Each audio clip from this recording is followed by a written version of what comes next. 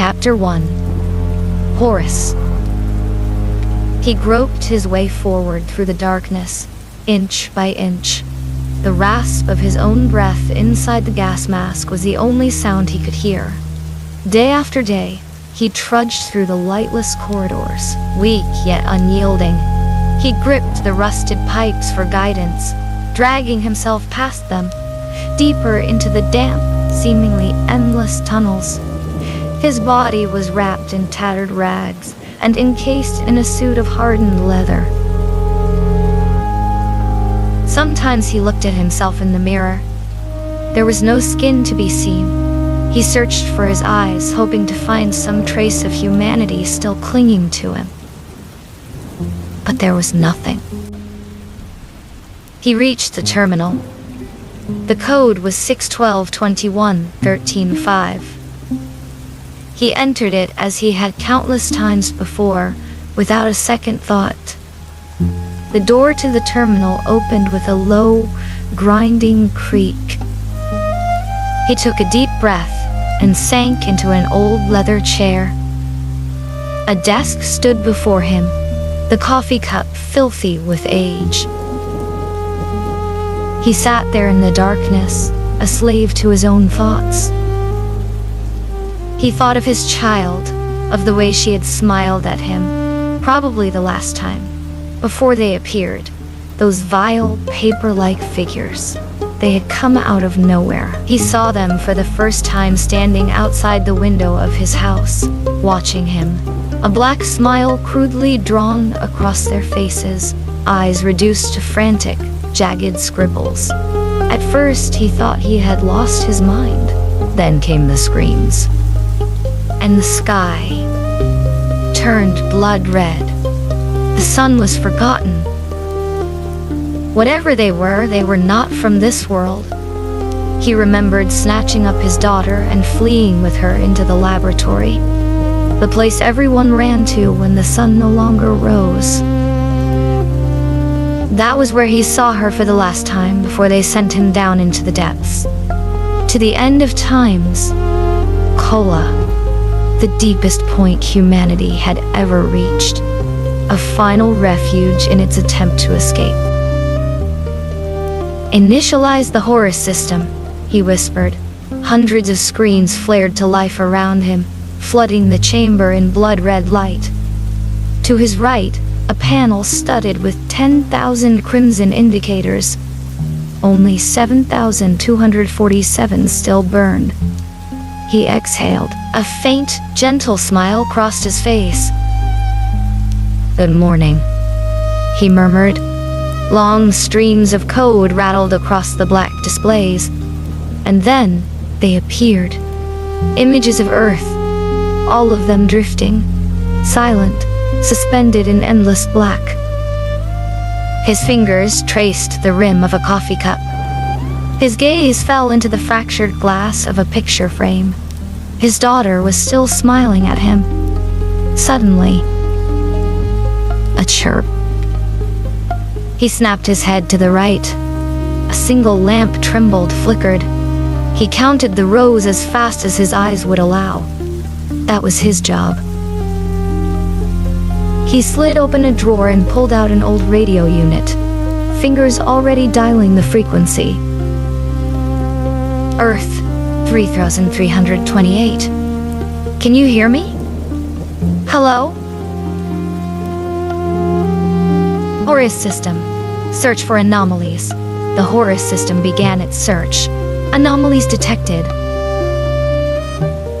An alarm sound was waving through the bunker, lights flickering. On the main monitor, the camera surged toward Earth. Shapes sharpened. Asia, Mongolia, the Gobi Desert. His eyes raced across the screen. There it was, in midst of a sandstorm. A giant assembled from ancient ruins, wandering lifelessly. Earth 3,328? Is everything all right? Hello? This is Earth 3,328. Relief went through his shoulders. Giant sighted. I repeat, giant sighted. Gobi Desert. Your reality is distorted. Do not interact with the giant. I repeat, do not interact. They responded, thank you so much. Earth 3328. I have one final question. Have you seen the Mind Flyer? Negative. What anomalies are you dealing with, Earth 232? Paper figures. He responded. God damn, I heard about them. Is it that bad? If they find you, they stare, and more keep coming. First surrounded, then crushed, then dead. Probably 5,000 humans are still alive here. Damn. Good luck out there. Over and out. Good luck to you too, he said. He leaned back, finally still. His thoughts burned with rage, with hate. But somewhere out there, the Mind Flyer existed. Every day was another chance to end it. A sharp jolt ran through him. He thought he heard knocking behind him. He turned quickly, staring down into the deep, lightless tunnel. There was nothing, just his imagination again. How long would this go on? He glanced at the calendar. Here, at the end of times, nothing mattered. 100 years, 1,000, no matter how long it takes, as long as his revenge remained unfinished. On her. The one who took everything away. The one who started it all. The Mind Flyer. He refocused on the screens. Lamp 3328 no longer flickered. He watched the Earths again, drifting peacefully through the cosmos. He had taught this theory for years at the university. They had called him mad. He believed that at the end of time, everything collapses inward, at the deepest point of the vortex, where time no longer exists. You can see everything. The final second before eternal annihilation stretches into infinity. And in that infinity, you can see all that exists. And from this, the Horus system was born. They called him insane. And now, he was here. 1119 flickered. Horus system. Earth 1119. Scan for anomalies. Zoom in. Earth 1119. Can you hear me? He said, then froze, shock stealing the receiver from his hand. Anomalies everywhere. People dragged into solid matter, fused with buildings. Bodies severed by splitting metal. The last expression, pain. No, no, no.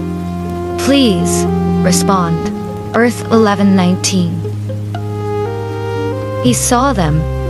Their flesh was melting together with solid matter. His hands shaking. He had seen this before. There was no solution. He couldn't bear it anymore. He slammed his fist on the table, full of anger. You don't win. You don't win. A hum. Behind him. He turned, staring into the endless black tunnel. Nothing. He turned back. Lamp 1119 went dark. Something was wrong. Slowly, he turned again. It stood there, right inside the tunnel. A painted black smile. Wild scribbled eyes on white paper. It didn't move. Just grinned at him. He turned back to the screens once more. Saw the majestic Earths drifting through space. His hands trembled. He forced himself to breathe. Then he looked again at the paper figure, standing there with its obscene grin. Then he looked at the remaining lights. He smiled faintly, inhaled softly.